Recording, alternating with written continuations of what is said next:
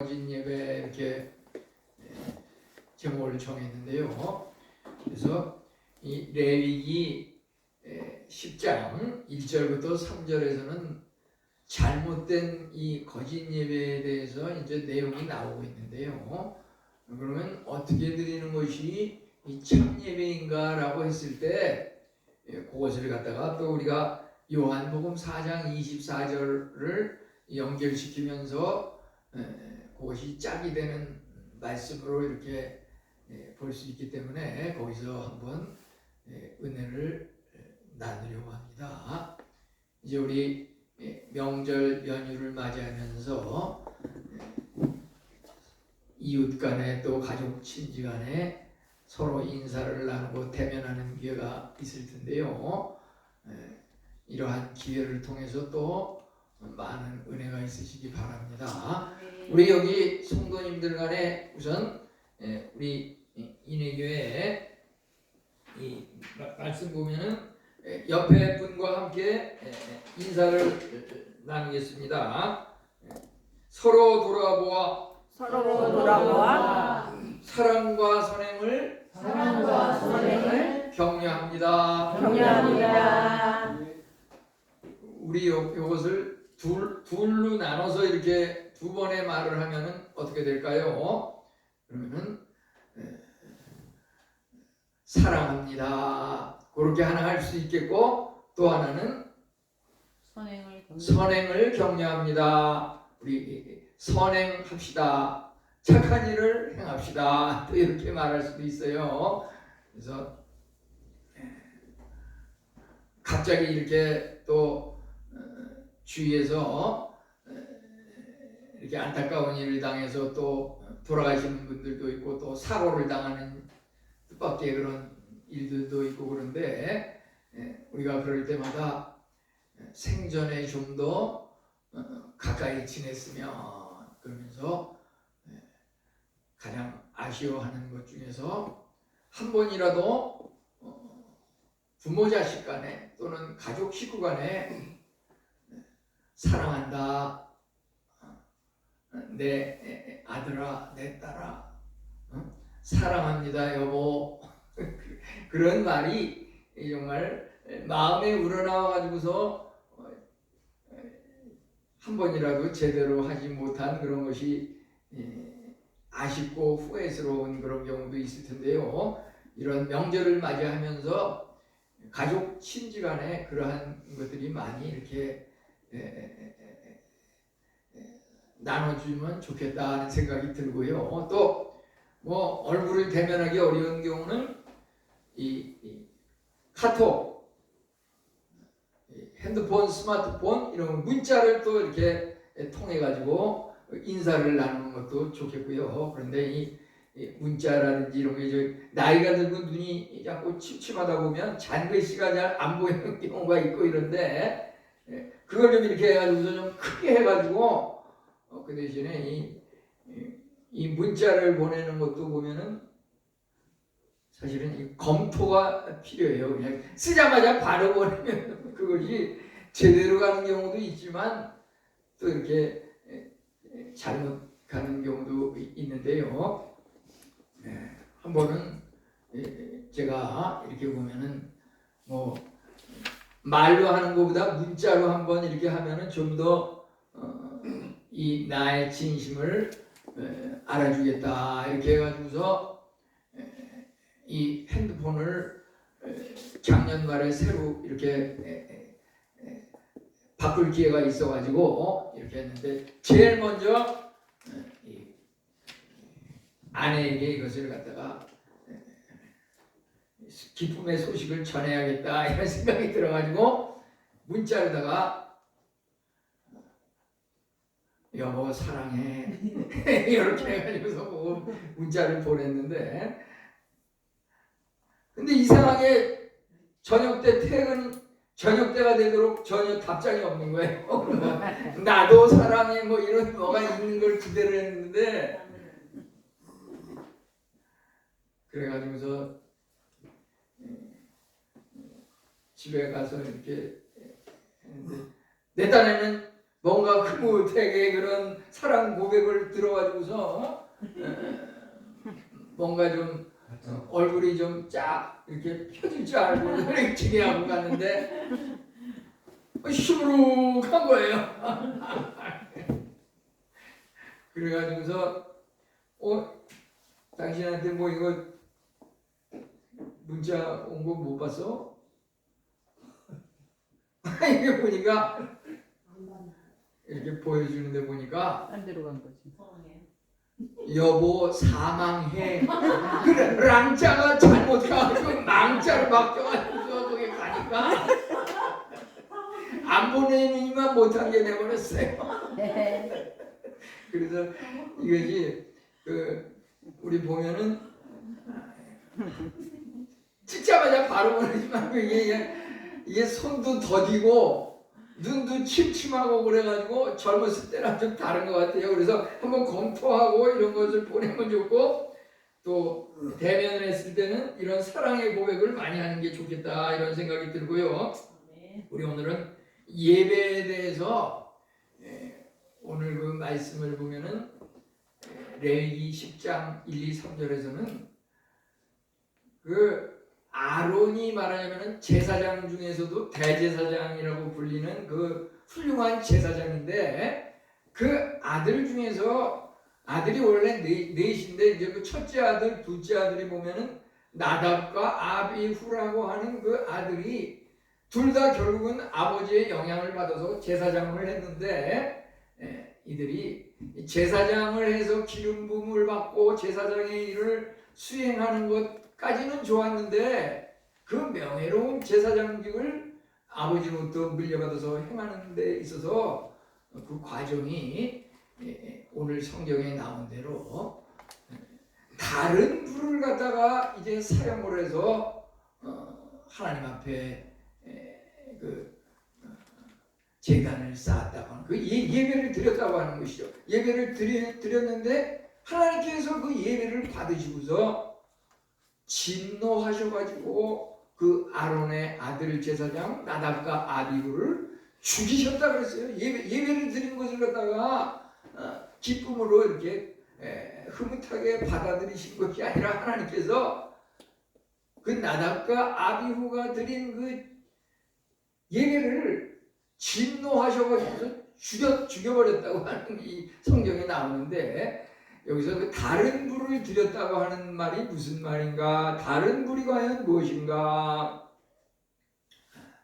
이것이 사실은 그 오늘 말씀이 그 오전 열린 예배 그 시간에 거기에 사실은 한 7, 80%는 다 중복이 되는 점도 많은데요. 결국은 그 성령의 어떤 그런 것이 있지 아니하고 육적인 그런 탐욕을 가지고서 예배를 드렸다고 하는 것이죠. 그래서 하나님께서 그것을 받지 않았다고 하는 것인데요.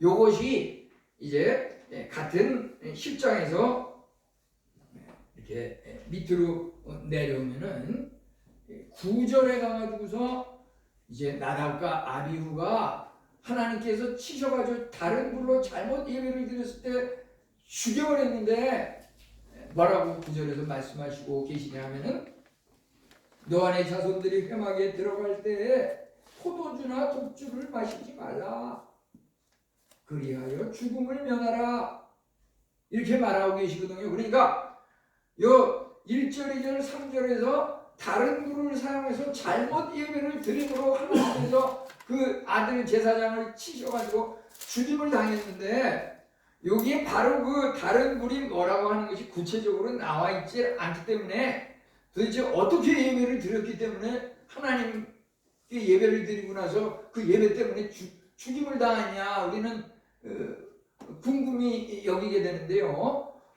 그것에 대한 것이 우리는 여기 9절로 내려와가지고서 이것이 보면은 너와 내 자손들이 하나님 앞에 예배 드릴 때 포도주나 독주를 마시고서 예배 드리지 말라 이렇게 나와 있기 때문에 우리가 이것을 연관시켜가지고 추정해서 그렇게 포도주와 독주를 마시고서 예배를 드림으로 죽는 일이 없도록 하라. 이렇게 그것을 연관시켜 가지고서 추정할 수 있을 것 같아요. 그래서 하나님 앞에 예배를, 이 제사장은 말하자면은 이 지도자라고 볼 수가 있는데, 이 술을 마시는 그런 맑지 않은 그런 정신 상태에서 예배를 드리는, 우리가 또 삶으로의 예배다 그러면 나라를 통치하는 사람도 그 제가 눈으로 확인하지는 않았지만 여러 매스컴 언론이라든지 이런 데 보면은 나라를 통치하는 이런 지도자가 말이죠, 막 밤새 새벽까지 술을 마시고 제정신이 아닌 상태에서 뭘 이렇게 선포하고 뭐 이런 일이 지금 이 대한민국 사회가 말이죠 굉장히 혼란스러운 그러한 일이 있는데요.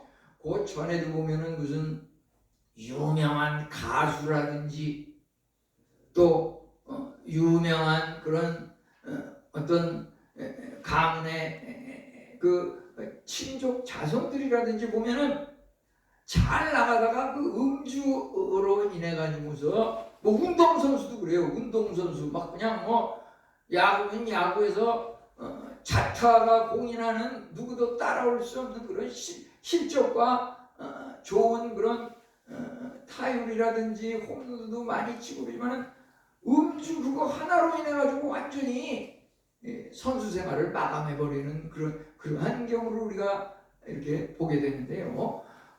이 똑같은 그런 사고도 무슨 뭐 신호 위반이라든지 속도 위반이라든지 뭐 이런 거는 뭐 3만 원, 5만 원 벌금이 말이죠. 요새 어린이 구역 이런 데서 뭐 속도 위반, 신호 위반, 뭐 차선 위반 이런 어린이 구역에서는 막 12만 원, 13만 원 한 번 그 잘못을 범하면요. 근데 이 음주 측정에서 예를 들어서 뭐 알코올 농도가 0.2% 이상이다 그러면 그거는 1,000만 원 내지 2천만 원을 벌금, 한 번에 말이죠 1,000만 원 내지 2천만 원. 그러니까 이 음주라는 게 얼마나 심각한 것인지 말이죠. 1,000만 원 내지 2천만 원 벌금이다 하고 횡재한 거죠. 성경에 여기 보니까 하나님께서 너와 내 자손이 하나님 앞에 예배드릴 때 포도주나 독주를 마시지 말라. 그러함으로 죽음을 면하게 하라. 사실 성경대로 하면 다 죽여버려야 될 사람인데 그나마 벌금으로다가 이렇게 1,000만 원, 2천만 원으로 때린 것만 해도 싼 값으로 이제 벌 받은 거죠.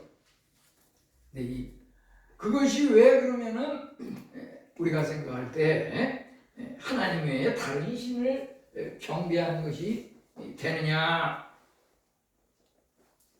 이 레위기 10장은 다른 예배, 거짓 예배에 대해서 말하고 요한복음은 참 예배, 영과 진리 예배에 대해서 말하고 있는데요. 이제 이 나답과 아비후가 다른 불로 사용해서 예배를 드림으로 하나님께서 진로하시는 그것에 징벌을 받아가지고 죽임을 당하는,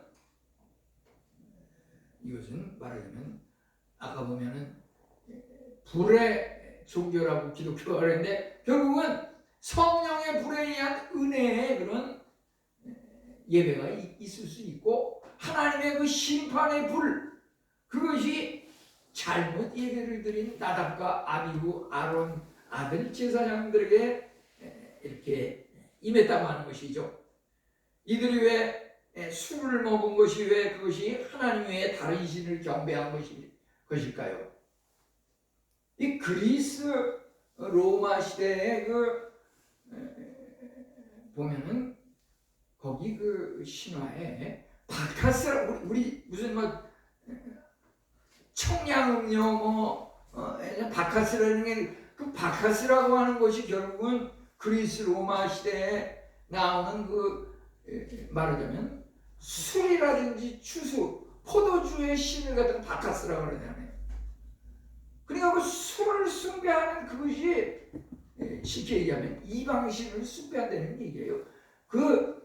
술이 깨지 않은 상태에서 예배를 드린다고 하는 것은 쉽게 얘기하면 하나님을 온전한 정신에서 유일신으로 이렇게 숭배하는 것이 아니라 십계명에서 첫째 계명, 둘째 계명, 셋째 계명 그걸 다 위반한 거잖아요.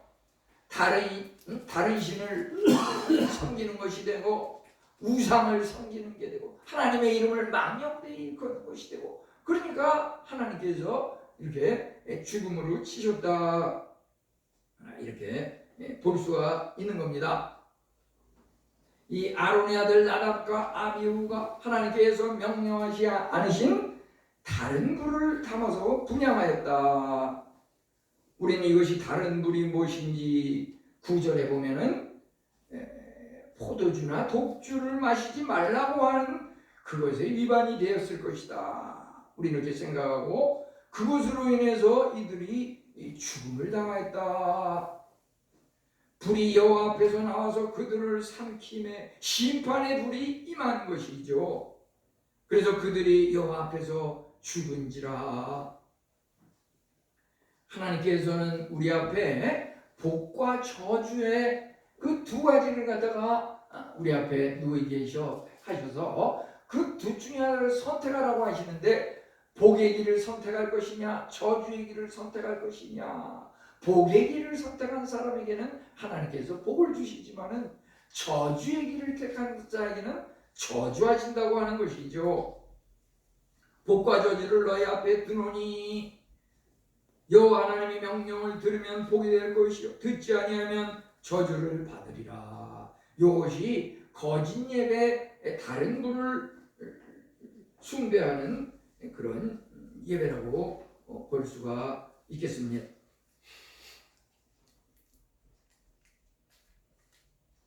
우리 그 잘못이라고 하는 것, 그것이 아담의 범죄로 인해서 온 인류에게 그 죄로 말미암는 사망의 이런 형벌이 임하였는데, 성경에 보면 그 죄로 인해서 벌을 받는 것이 두 가지 측면이 있습니다. 하나는 우리가 신포도주를 먹으면 그 신포도주를 먹은 그 사람만이 그것을 느끼고 벌을 당하게 된다는 말이 있지만은, 이 벌이라고 하는 것은 또 공동체적인 그런 면이 있는 겁니다. 하나님께서 복을 주실 때 1000대까지 이르러 복을 받게 한다 이런 말이 있는 반면에, 저주를 주실 때는 3, 4대까지 이르도록 저주를 하겠다 또 이런 말이 있습니다. 복과 저주를 우리 앞에 놓이게 하고 그 중에서 그것을 선택하는 것에 따라서 복을 주기도 하고 저주를 주기도 하는 건 온전히 하나님만이 행하시는 일이라고 하는 것이죠. 간혹 보면은 이것을, 우리나라는 또 전통 유교 문화가 있어가지고 풍수지리설이라고 하는 것이 있죠. 풍수지리설. 풍수지리설에 보면은 무슨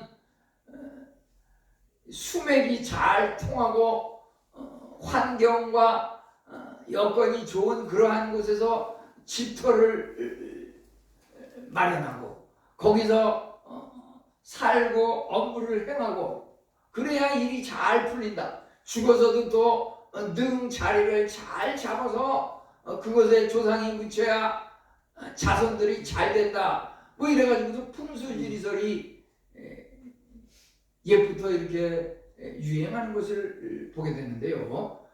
그렇다 그래서 예를 들어서 우리 유명한 조선시대의 왕들 중에서 세종대왕이라든지 무슨 또 건너서 그 아들 중에서 또 세조왕이라든지 이런 사람들을 보면은 그들이 그 묘자리는 좋은 자리를 이렇게 택해서 했지만,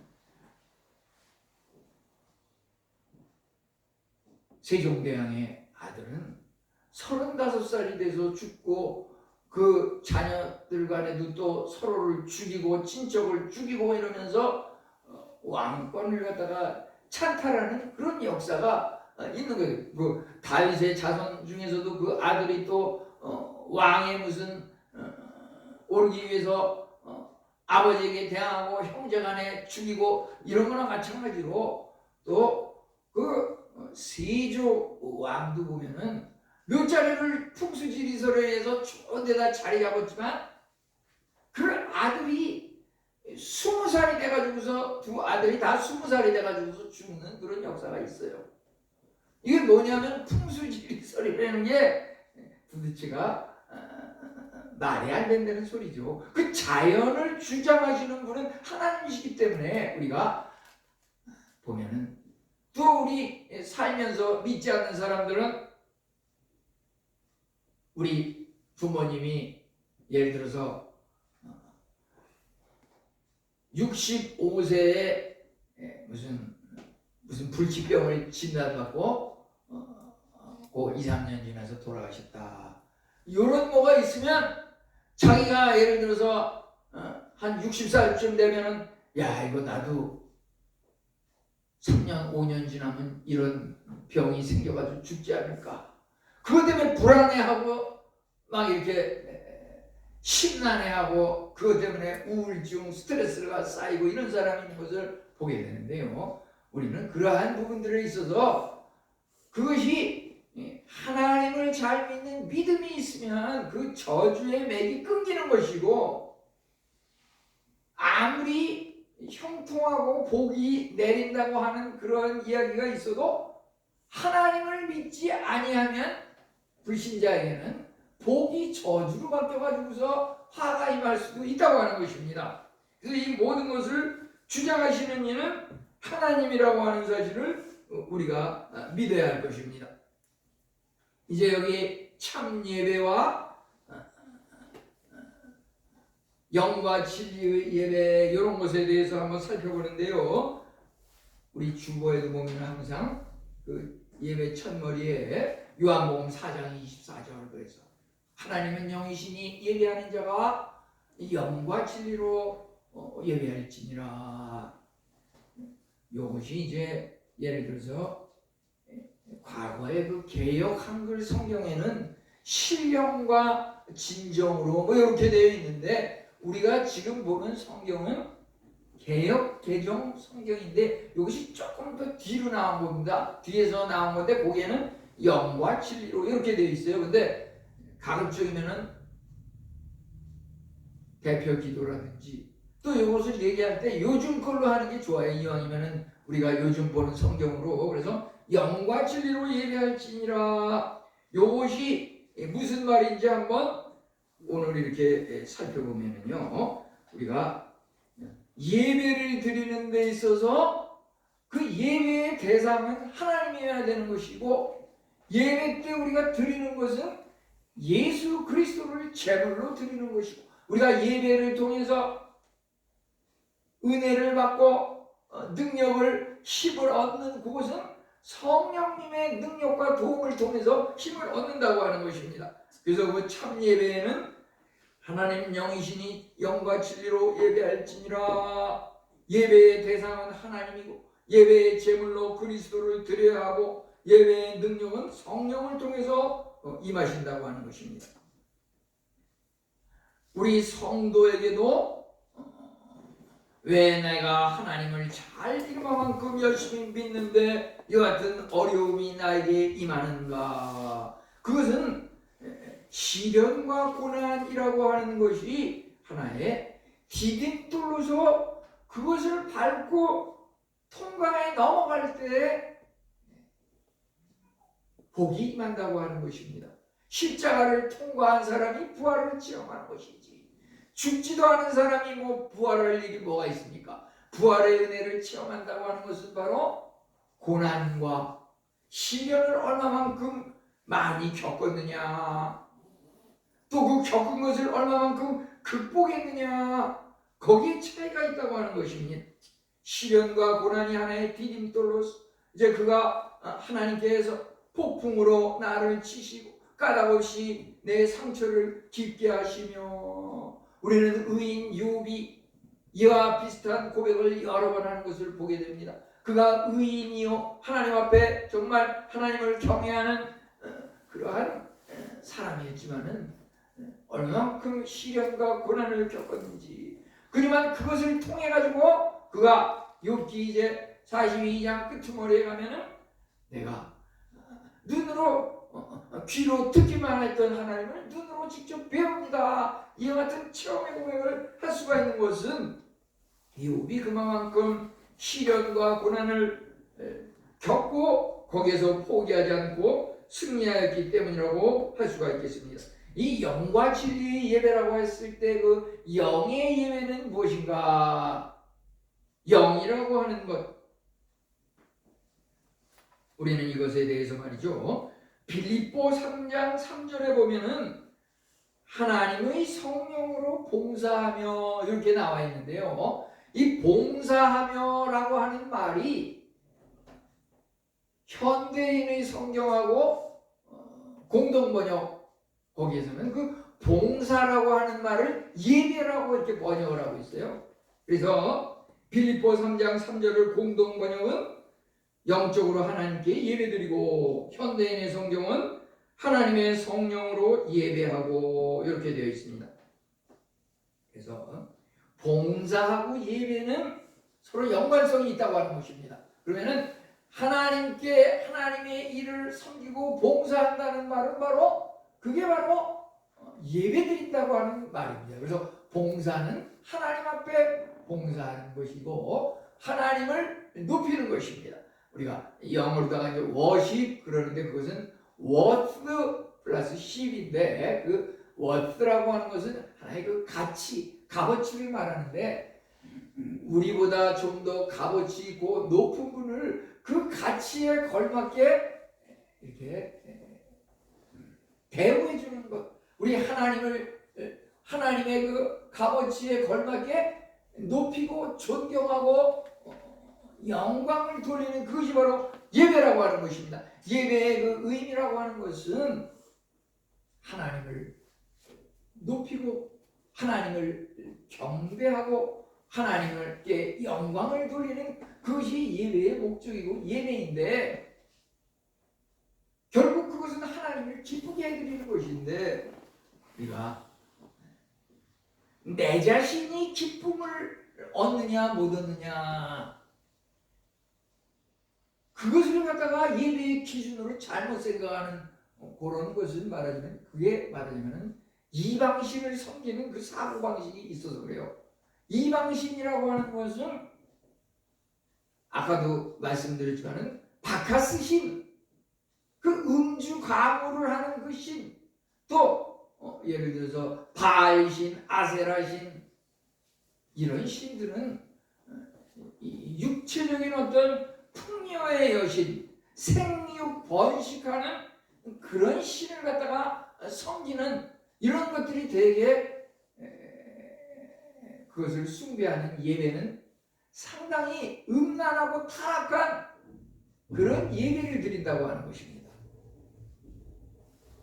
거기서 말하자면 집단 무슨 범죄를 행하고 이러한 것들을 무슨 그 신에게 예배를 드리는 것은 신을 기쁘게 해드리는 것이 아니라 자기 자신의 그 기쁨과 욕망이 그 예배를 통해서 얻어줘야 한다고 하는 것인데, 그것에 앞서서 하나님을 기쁘게 하고 하나님을 높이는 것이 우선이 됐을 때 우리 자신에게 그러한 그 기쁨도 저절로 같이 따라온다고 하는 것이죠. 이제 여기서 우리는 여기서 진리로라고 하는 말은 뭐냐면은, 아까 그 공강공부 시간에 순결이라고 하는 것에 대해서 정의할 때도 이중적인 그런 마음이 아니고 겉과 속이 동일한 그것을 순결이라고 하는데, 진리도 마찬가지예요. 진리도 말하자면은 겉과 속이 일치하는 그것을 갖다가 진리라고 말할 수 있겠습니다. 우리 여기서 필요한 것은 이제 순종이라고 하는 것, 사무엘상 15장 22절에서는 순종이 제사보다 낫고 이렇게 되어 있는데요. 우리가 신앙생활하면서 생활 중에서는 순종이 제일 중요하다고 하는 것이 뭐냐면은 결국은 우리가 좀 세상적으로 생각할 때는 뭐 무슨 뭘 주장하고 이렇게 합시다. 뭐 이렇게 하는 게 좋습니다. 뭐 하나님의 말씀을 또 인용을 해서 이렇게 따릅시다. 뭐 하면은 그것을 이런 반구 없이 그냥 순종하면 되는데 이것을 갖다가 꼭 무슨 토를 달아가지고 그것이 너무 편파적인 그런 말이 아닙니까? 그건 이렇게 생각할 수도 있지 않습니까? 뭘 이렇게 자꾸 토를 달면서 이러는 것이 당장 생각할 때는 그 사람이 뭔가 생각이 깊고 뭔가 반대적인 것도 폭넓게 생각하고 굉장히 지혜롭고 영리한 것 같고 우리는 그렇게 오해할 수가 있는데요. 사실은 그 순종이라고 하는 것이 가장 예리한 지혜로운 것이 순종이라고 하는 것입니다. 순종. 그래서 이 순종이라고 하는 것을 성경에서 가만히 보면은 결국은 믿음이 곧 순종이고 그 믿음과 순종이 결국은 다 사랑, 하나님께서 사랑하라고 하는 그것도 다 순종에서 나타나는 것이고 우리가 예배를 참 예배를 드려야 된다. 거짓 예배는 안 된다. 그런데 예배가 가장 신앙생활에서 중요한 것인데 사무엘상 15장은 그 예배, 제사 그거보다도 순종이 더 중요하다 그랬거든. 순종이. 우리 순종이 이렇게 보면은 우리 예수님을 믿는 사람은 어려서부터 순종의 이것을 실천하고 생활할 때 주위에서 누가 뭐라 그래도 그것이 어려서부터 그것이 점점 생활화되고 삶에 배어있을 때 그것이 가장 영리한 것이고 가장 예민하고 감수성이 있는 것이고 지내고 나면은 내가 괜히 그것을 갖다가 토를 달고 반항을 하고 거절을 했구나. 이것을 후회하게 되는 경우가 많아요. 그때 그냥 아무 말 없이 그냥 순종하면 나았을 걸. 그렇게 생각하게 되거든요. 그래서 여기서 우리가 참 예배를 얘기하는 데 있어서 이게 참 예배고 이것은 거짓 예배고 말을 하지만은 그 예배보다도 더 위에 있는 것이 여기서는 사무엘상 15장에 보면 순종이 제사보다 낫고 예를 들어서 사울왕 같은 사람도 예배를 앞세우려고 그러다 보니까 사무엘이든지 제사장이 예배 시간이 됐는데도 오질 않으니까 조금 더 기다리면 올 텐데 성급하게 그냥 자기가 왕이니까 제사장 일까지 독차지해가지고 예배를 드리려고 그럴 때 사무엘 선지자가 왕이시오.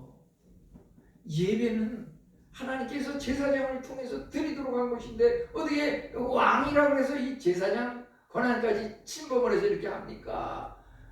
그 왕의 입장에서는 제사가 더 중요하다, 예배가 더 중요하다, 예배를 잘 드려야 된다 이런 입장에서 그렇게 했겠죠. 그렇지만 하나님께서는 순종이 제사보다 낫고 하나님께서는 그 각 역할에 대해서 맡기신 사명이 있는데 그것을 잘 실행하는 것이 바로 순종이라고 하는 것입니다. 거짓 예배가 있고 참 예배가 있다 그러면 그 참 예배 위에 또 순종이라고 하는 것이 있다 그러면 순종은 어떤 예배일까요? 간단히 말하면 우리가 참 예배 그게 바로 순종이라고 하는 것이죠. 한 번에 그 진실된 참 예배가 아니라 참 예배는 그게 바로 순종이라고 하는 것이에요. 이제 마지막으로 하나님의 거룩함과 영광이 나타난다고 하는 것 하나님께서 오늘 읽은 말씀 중에서 이 레위기 10장 3절에 보면은 나를 가까이 하는 자 중에 내 거룩함을 나타내고 내 영광을 나타내리라. 하나님께서 그 하나님의 그 거룩함을 나타내시고 또 하나님의 영광을 나타내신다고 하는 것이 무엇입니까? 우리가 하나님을 본다고 하는 것이죠. 아까 말씀에도 보면은 마음이 청결한 자는 하나님을 볼 것이요.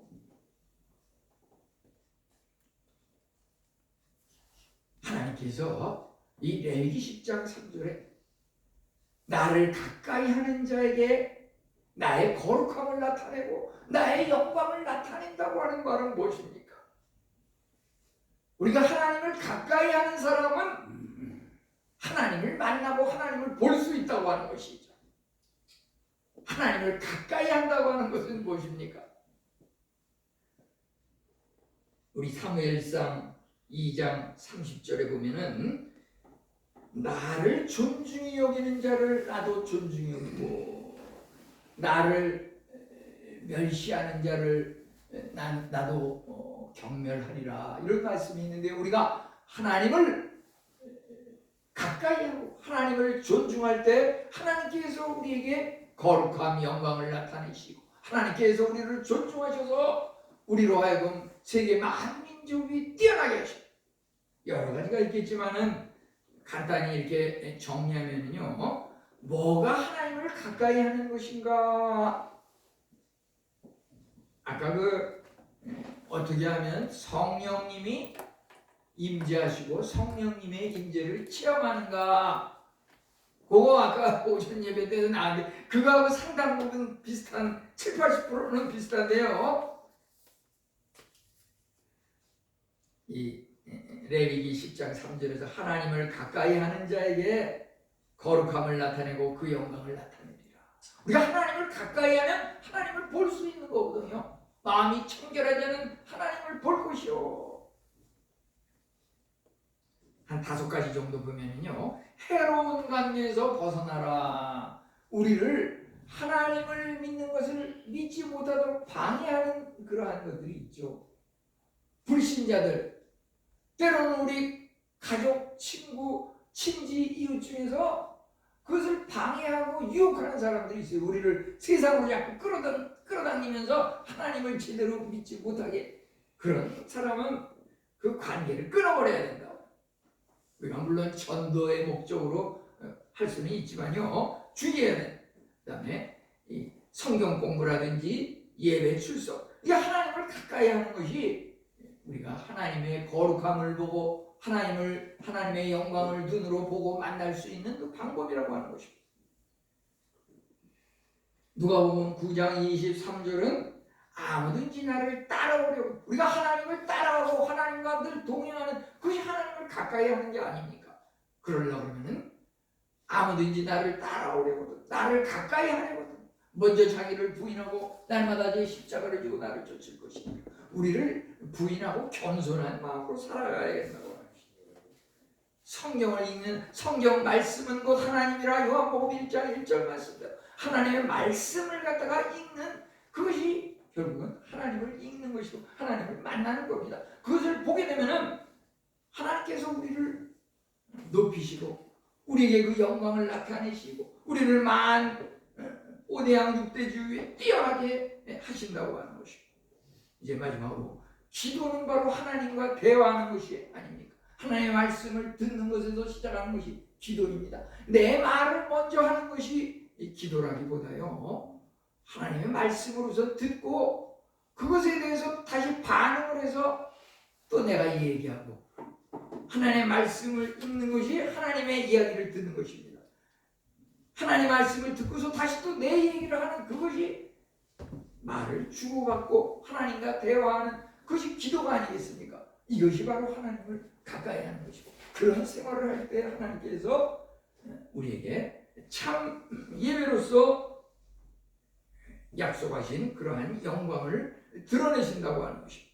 이제 정리하면요, 거짓 예배와 다른 불은 하나님 외에 다른 신, 세상의 우상, 하나님께서 우리 앞에 복과 저주를 두셨습니다. 아론의 아들 둘은 다른 불을 드림으로 죽임을 당했습니다. 이제 참 예배는 무엇인가? 요한복음 4장 24절에는 우리 예배의 대상은 하나님이고 예배는 예수 그리스도의 십자가 보혈 어린 양의 피를 제물로 드리는 것이고 우리 삶에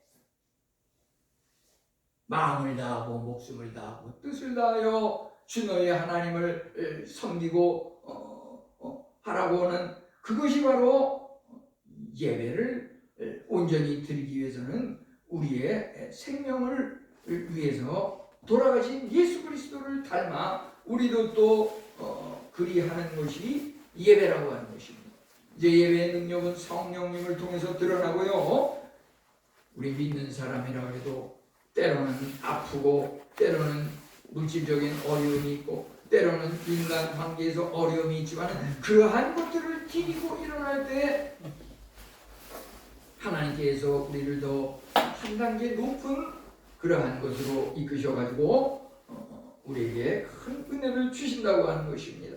우리가 참 순종을 할 때 거기에 참 예리한 감수성이 있는 것이고 그것을 통해서 하나님의 거룩함과 영광이 나타나신다고 하는 것입니다. 오늘 말씀을 생각하면서 참 예배와 거짓 예배 우리는 정말 참 예배를 드리는 우리들의 삶이 되시기를 축원합니다. 우리 함께 기도하겠습니다. 하나님 아버지 감사합니다. 예배를 통해 오직 하나님만을 경배하고 성령의 능력으로 예배하고 하나님의 거룩함과 하나님의 영광을 예배의 자리에서 만나게 하시며 예수 그리스도의 십자가와 부활을 체험함으로써 그 어떠한 죽음과 공포와 질병과 고난과 시련 속에서도 주님의 그 부활 승리와 같이 우리도 또 그러한 은혜를 체험하는 예배의 자리가 되게 하옵소서. 교회에서의 예배뿐만 아니라 교회 밖으로서의 또 삶의 현장에서 삶으로의 예배에서도 참 예배를 드리는 우리 성도님 다 되실 수 있도록 주여 은혜 내려 주시옵소서. 예수님의 이름으로 감사하며 기도 올리옵나이다. 아멘.